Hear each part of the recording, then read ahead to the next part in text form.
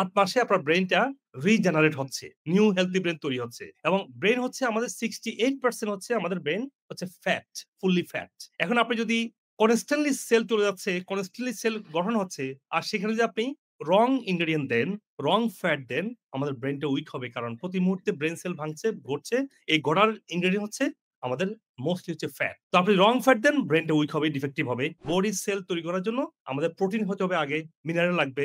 And আমি কি breakfast করেছি, কি মেন্টাল স্টেট তার উপর ডিপেন্ড করছে আমার ওই সেলগুলো হেলথি নাকি আনহেলথি তৈরি হলো। আমরা যখন ভালো ঘুম যাবো, তখন বডি তার এলিমেন্টটা ভালো করতে পারবে। ইয়াং বয়সে টাইমলি ঘুমায়, এটা আমার মনে হয় একেবারে বিরল। মনে রাখবেন আমাদের নবী করিম সাল্লাল্লাহু আলাইহি ওয়াসাল্লাম বলছেন যে উনি দোয়া করছেন আমার উম্মতের জন্য। হে আল্লাহ, আমার জেনারেশনকে, আমার উম্মতের জন্য সকালটা বরকতময় করে দাও। পৃথিবীতে যারা ওয়ারেন বাফেট থেকে শুরু করে যারা সাকসেসফুল মানুষ আছে, তারা তাদের সকালের মধ্যে সব কাজ শেষ করে ফেলে। সূর্য নির্ভর কোনো কাজ করে না। মুভমেন্ট এক্সট্রিমলি ইম্পোর্টেন্ট, হ্যাঁ? নিয়মিত স্পোর্টসে থাকা, জিমে যাওয়া খুব ইম্পোর্টেন্ট। আর মিক্স করতে পারলে সবচেয়ে ভালো। যদি আমরা লাইফস্টাইল বেসিক গুলো মেইনটেইন করতে পারি, আমার শরীরে রোগ থাকতে পারে না। কারণ আল্লাহ তাআলা উভয় তৈরি করেছে এবং একটা হাদিস আছে, নবী সাল্লাল্লাহু আলাইহি ওয়াসাল্লাম বলছেন যে, আমার জেনারেশন অসুস্থ হবে এবং তাদের জন্য আল্লাহ তাআলা সব শেফা দিয়ে রেখেছে দুনিয়াতেই। শুধু বৃদ্ধ বয়স ছাড়া। বৃদ্ধ বয়সে একটু অসুস্থ হবে, এটাই স্বাভাবিক। আর যারা একটু মাসল বিল্ড করতে চায়, আমি দেখি বারবারই ভুল করে। এখানে অনেক সাপ্লিমেন্ট পাওয়া যায় যে রং রং প্রোটিন। এই প্রোটিনগুলো রাইট সোর্স থেকে আসে নাই। সেটা ওয়ে প্রোটিন হোক আর অ্যালগ্লুটামিন হোক। তো আমি বহু বছর মানে রিসার্চ করে, টেস্ট করে রিয়াল ইনগ্রেডিয়েন্ট দিয়ে বানিয়েছি। ওয়ে প্রোটিনটা বানিয়েছি, অ্যালগ্লুটামিনটা বানিয়েছি।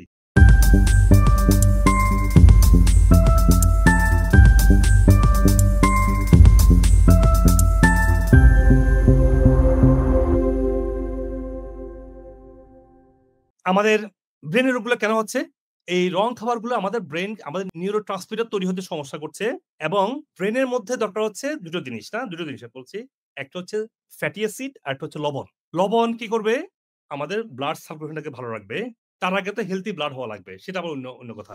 আমাদের ব্রেইন হচ্ছে এমন একটা অর্গান যেটা প্রতি ৬ থেকে ৮ মাসে, কোন রিসার্চ বলছে আরো বেশি সময় লাগে। ধরুন এট লিস্ট ৮ মাস ধরুন না। কেউ বলছে রিসার্চ 2 ইয়ার্স লেগে যাচ্ছে কারো। ধরেন ৮ মাসে আপনার ব্রেইনটা রিজেনারেট হচ্ছে। নিউ হেলথি ব্রেইন তৈরি হচ্ছে। এবং ব্রেইন হচ্ছে আমাদের 68% হচ্ছে আমাদের ব্রেইন হচ্ছে ফ্যাট, ফুললি ফ্যাট। এখন আপনি যদি কনস্ট্যান্টলি সেল চলে যাচ্ছে, কনস্ট্যান্টলি সেল গঠন হচ্ছে, আর সেখানে যদি আপনি রং ইনগ্রেডিয়েন্ট দেন, রং ফ্যাট দেন, আমাদের ব্রেইনটা উইক হবে। কারণ প্রতি মুহূর্তে ব্রেইন সেল ভাঙছে, ঘটছে। এই গড়ার ইনগ্রেডিয়েন্ট হচ্ছে আমাদের মোস্টলি হচ্ছে ফ্যাট। তো আপনি রং ফ্যাট দেন, ব্রেইনটা উইক হবে, ডিফেক্টিভ হবে। আবার যদি আপনার শরীরে এনাফ লবণ না থাকে, তাহলে ব্রেইনটা সবসময় ড্রাই থাকবে, সবসময় ফ্যাটিগ থাকবে। সবসময় আপনার ব্রেইন হাইলি চেঞ্জ করতে হবে to function your brain. In general প্রত্যেকটা সেল তৈরি হচ্ছে প্রোটিন এসে তৈরি হয় এবং এখানে মিনারেল কাজ করে, মাইক্রোনিউট্রিয়েন্ট কাজ করে, আর ফ্যাটি অ্যাসিড এসে এটা মেমব্রেন তৈরি করে। তাহলে আমাদের হেলথি ব্রেইন ছাড়াও প্রত্যেকটা বডি সেল তৈরি করার জন্য আমাদের প্রোটিন হতে হবে আগে, মিনারেল লাগবে। মিনারেল কোত্থেকে আসে? মিনারেল সোর্স চিন্তা করে না করে ভাবেন যে মিনারেল মোস্টলি হচ্ছে অল প্ল্যান্ট, অল শাকসবজি, অল ফলমূল হচ্ছে মিনারেলের সোর্স, যেটা আপনার শরীরে এনার্জি ধরে রাখবে। বিদেশে একটা জিনিস দেখি হচ্ছে গ্যাটোরেড বা ইলেক্ট্রোলাইট। এটা আপনারা খান না? ইলেক্ট্রোলাইট? গ্যাটোরেড আছে না দেশে? না, নাই। হ্যাঁ। কেন এটা আসছে? কারণ যে সব লবণগুলো আছে, ইলেক্ট্রোলাইট গুলো আছে। যদি নিয়মিত শাকসবজি খান, ফলমূল খান, তাহলে এই সমস্যাটা হবে না। তাহলে ইন জেনারেল আমাদের শরীর থেকে ডেইলি 20 বিলিয়ন সেল চলে যায়। আবার 20 বিলিয়ন সেল তৈরি হয়। এই যে আমি কথা বলছি গত ১০ মিনিট ধরে, আমার সেল থেকে প্রায় ১ মিলিয়ন কোষ মরে গেছে। অ্যান্ড আমি কি ব্রেকফাস্ট করেছি, কি মেন্টাল স্টেট তার উপর ডিপেন্ড করছে আমার ওই সেলগুলো হেলথি নাকি আনহেলথি তৈরি হলো। তো প্রতি মুহূর্তে ভাঙা গড়া কাজ করছে। প্রতি মুহূর্তে আপনি শরীরের মধ্যে আপনি হেলথি খাবার দিলে হেলথি বডি হবে, আনহেলথি খাবার দিলে আনহেলথি বডি হবে। আর ব্রেইনের ক্ষেত্রে প্রোটিন, মিনারেল এবং মাইক্রোনিউট্রিয়েন্ট ছাড়াও স্পেশালি এক্সট্রা ফ্যাটি অ্যাসিড দরকার হয়। এরপরে আমাদের দরকার হয় কি? ভালো ঘুম দরকার হয়। আমরা খাবার খাবো, একটু ওয়েস্ট তৈরি হবে শরীরে। আমরা খাবার খাবো, স্ট্রেস তৈরি হয়। স্ট্রেসের থেকে কিছু ফ্রি রেডিক্যাল তৈরি হয়। অনেক কিছু ওয়েস্ট তৈরি হয় বডিতে ন্যাচারালি। আমরা যখন ভালো ঘুম যাবো, তখন বডি তার এলিমেন্টটা ভালো করতে পারবে। ইয়াং বয়সে টাইমলি ঘুমায়, এটা আমার মনে হয় একেবারে বিরল। I know. এখন এটা যদি অভ্যাস করতে পারি, আমাদের জন্যই ভালো। আমরা তো বেশিরভাগ তো মুসলিম ফেইথ নিশ্চয়ই, যেহেতু মুসলিম কান্ট্রি আমরা এখানে। মনে রাখবেন আমাদের নবী করিম সাল্লাল্লাহু আলাইহি ওয়াসাল্লাম বলছেন যে, উনি দোয়া করছেন আমার উম্মতের জন্য। হে আল্লাহ, আমার জেনারেশনকে, আমার উম্মতের জন্য সকালটা বরকতময় করে দাও। পৃথিবীতে যারা ওয়ারেন বাফেট থেকে শুরু করে যারা সাকসেসফুল মানুষ আছে, তারা তাদের সকালের মধ্যে সব কাজ শেষ করে ফেলে। সূর্য নির্ভর কোনো কাজ করে না। আজকে আমরা যারা মুসলিম ফেইথ যেহেতু আছি, আমাদের জন্য আরো সহজ। ওয়ারেন বাফেট আর বিল গেটস যাওয়ার দরকার নাই। আমাদের রাসূল করিম সাল্লাল্লাহু আলাইহি ওয়াসাল্লাম কয়টার সময় ঘুমাতেন? এশারের পরেই ঘুমাতেন। বিশ্বাস করো, তোমরা এটা করো, ব্রেইন এত ভালো কাজ করবে। ভালো রেজাল্ট করা, ভালো ক্যারিয়ার গড়া, ভালো চিন্তা করা, সাকসেসফুলি নিজেকে হিউম্যান বিং দাঁড় করানো সবকিছু সম্ভব হবে। কারণ বডি যে হরমোন যে প্রয়োজন হয় to clean, to sleep, two wake up, প্রত্যেকটা হরমোন কাজ করে। ওয়েক আপ একটা হরমোন, কর্টিসল কাজ করে, স্লিপিং জন্য মেলাটোনিন কাজ করে। তাহলে বডি তৈরি করেছে এমনভাবে যে ওই সময়টা বডি টার্ন অন হয় যে ইয়েস সানসেট হচ্ছে, বডি মেলাটোনিন তৈরি করতে শুরু করে। রাত ১০টা-১১টা বাজে, তখন বডি হাইয়েস্ট অ্যামাউন্ট, রাত ১১টার সময় হাইয়েস্ট অ্যামাউন্ট অফ মেলাটোনিন থাকে আনটিল 2 o'clock। হয়তো তোমরা অনেকে ২টার সময় ঘুমাও, তাই না? বডি অলরেডি মেলাটোনিন তৈরি করে ফেলছে। বডি মেলাটোনিন তৈরি করে ইউজ করে ফেলছে। শেষ করে ফেলছে কিন্তু অলরেডি। এখন ২টার পরে বডি আস্তে তৈরি করতে শুরু করে কর্টিসল। এখন তুমি চাচ্ছ কি ঘুমাইতে? ঘুম তো আর হবে না। হালকা ঘুম হবে। সারাদিন ব্রেইনে মাথা ব্যথা হবে, টায়ার্ড লাগবে, ফ্যাটিগ লাগবে। তো রেস্টিং হচ্ছে, খাবার ঠিক করার পরে রেস্টিং হচ্ছে নাম্বার 2। নাম্বার 3 হচ্ছে মেন্টাল ক্লারিটি, আমার থট প্রসেস, আমার ফরগিভনেস, আমার স্পিরিচুয়ালিটি। দেখবা ৫ ওয়াক্ত নামাজ পড়ার পরে যে ৫ ওয়াক্ত নামাজ পড়ে তার টাইম খুব বরকত হয়, খুবই বরকত হবে। কারণ কি? টাইমটাকে শিখাচ্ছে। নামাজ তাকে বলতেছে যে টাইম ইস পাসিং অন। আর নামাজ না পড়লে দিনটা তো একটা দিন মনে হবে। হ্যাঁ? এখন দিন ৫ বার মনে হবে। ৫ বার আমাকে রিমাইন্ড দিচ্ছে যে আমি এখন যোহর শেষ করলাম, আমি আসরে যাচ্ছি, আমি মাগরিব হচ্ছে। Spirituality, forgiveness, it helps your brain, help your adrenal system to metabolize better, to sleep better, to calm better. More better you metabolize, better you think positively, more you calm, more you digest, more you give nutrients for your body. And finally হচ্ছে exercise বলবো। So much important. Exercise আমাদের বাংলাদেশি ছেলেমেয়েরা অবশ্যই করে। বিদেশে mostly gym নির্ভর। যেহেতু high school মানে কলেজ আরকি। বিদেশে তো আমেরিকা হাই স্কুলকে কলেজ বলে। আমাদের এখানকার হলো ওখানে হাই স্কুল। তো আমেরিকাতে হাই স্কুলেই তারা ট্রেন হয়ে যায় জিমে যাওয়ার জন্য। তো জিম কালচারটা খুবই বেশি আমেরিকাতে। কিন্তু আমার দেশে তো সবাই দেখছি সুন্দর ক্রিকেট খেলছে, আসার পরে দেখলাম খুবই ভালো লেগেছে। হ্যাঁ, I was going back to my 20s. So very important. Movement extremely important. হ্যাঁ? নিয়মিত স্পোর্টস এ থাকা, জিমে যাওয়া খুব ইম্পোর্টেন্ট। আর মিক্স করতে পারলে সবচেয়ে ভালো। লাস্টে যেটা বলব সেটা হচ্ছে আমাদের ওয়েলনেস। ওই যে বলেছি প্রতিদিন আমার শরীর থেকে 20 বিলিয়ন কোষ পড়ে যাচ্ছে। প্রতিদিন 20 বিলিয়ন কোষ তৈরি হচ্ছে।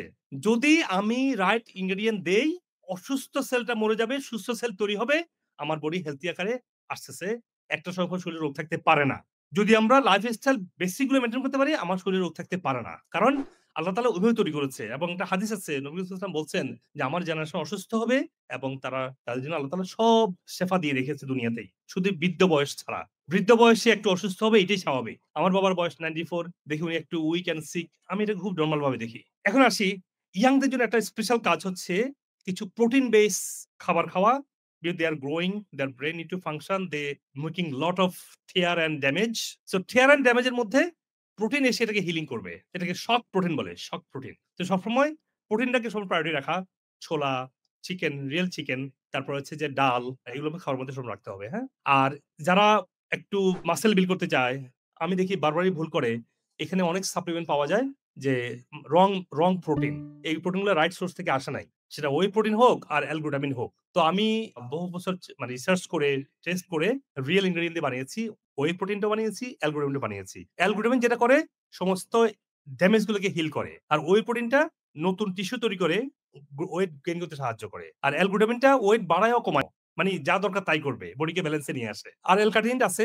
L-carnitine হচ্ছে মোস্টলি ড্যামেজকে হিল করে। যাদের খুবই হার্ড ওয়ার্ক করে, স্পোর্টস করে, তাদের শরীরে অনেক টিয়ার অ্যান্ড ড্যামেজ হয়। এটা দেখা যায় না এটা। তো L-carnitine এটাকে হিলিং করে। আর আমি এই ন্যাচারাল মেডিসিন সাপ্লিমেন্টগুলো তৈরি করেছি দীর্ঘ ২ দশক ধরে আমার পড়াশোনা, রিসার্চ এবং ক্লিনিক্যাল প্র্যাকটিসের এক্সপেরিয়েন্স থেকে। কারণ আমি জানি এই প্রত্যেকটা প্রোডাক্টের, প্রত্যেকটা ইনগ্রেডিয়েন্টের কোয়ালিটি কীভাবে NMR, IR, MS, GC এবং HPLCর মাধ্যমে টেস্ট করতে হয়, যাতে করে আমরা দেখতে পারি এগুলো কোয়ালিটি, পটেন্সি এবং বায়ো অ্যাভেলেবিলিটি। শুধু ইনগ্রেডিয়েন্ট বা প্রোডাক্ট না, এগুলো যেখানে তৈরি করা হচ্ছে সেই মাটির অর্গানিক কোয়ালিটি টেস্ট করে র ম্যাটেরিয়াল টেস্টিং থেকে একেবারে প্যাকেটে আসা পর্যন্ত প্রত্যেকটা লেভেলের কোয়ালিটি মেনটেন করি। শুরু এবং শেষে প্যাকেট হওয়ার আগ পর্যন্ত এটার কোয়ালিটি, পটেন্সি এবং বায়োঅ্যাভেলেবিলিটি ঠিক আছে কিনা আমরা কনফার্ম করি, যাতে করে এই ফাংশনাল মেডিসিনগুলো আপনার জন্য সেলফ হিলিং হয় এবং আপনার শরীরকে ব্যালেন্সে নিয়ে আসতে পারে, যাতে আপনি বিভিন্ন রোগ থেকে রুট থেকে সুস্থ হতে পারেন।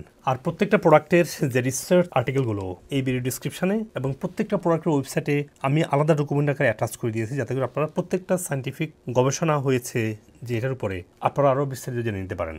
তো মনে রাখবেন, আপনার যদি কোমরবিড কন্ডিশন থাকে, মানে অন্যান্য শারীরিক সমস্যা থাকে, ওগুলোর জন্য বিশ্বভিত্তিক আপনারা ভিডিও দেখবেন। এবং যদি কোথাও কনফিউশন আসে, কল দেবেন আমাদের যে কোনো সেন্টারে, ডক্টর কনসাল্ট করবেন, আপনার এক্স্যাক্টলি কোন সাপ্লিমেন্টটা লাগবে, কোন ডায়েটটা ফলো করতে হবে, আপনি যাতে এক্স্যাক্টলি বুঝে নিতে পারেন। আর আপনি যদি রাইট সাপ্লিমেন্ট এবং সঠিক কোয়ালিটি সাপ্লিমেন্ট না হয়, আপনার আরও অন্যান্য রোগ দেখা দিতে পারে। এবং আমি অনেক দেখেছি যে এতগুলো সাপ্লিমেন্ট নিয়ে আসছে যেগুলো একদম চাইনিজ ইনগ্রেডিয়েন্ট, বিভিন্ন ব্র্যান্ডের, যদিও আমেরিকাতে প্যাকেজ করা হচ্ছে, এগুলোর মতো চাইনিজ প্রোডাক্ট আমেরিকা হয়ে সারা ওয়ার্ল্ডে যাচ্ছে। So you have to be very careful.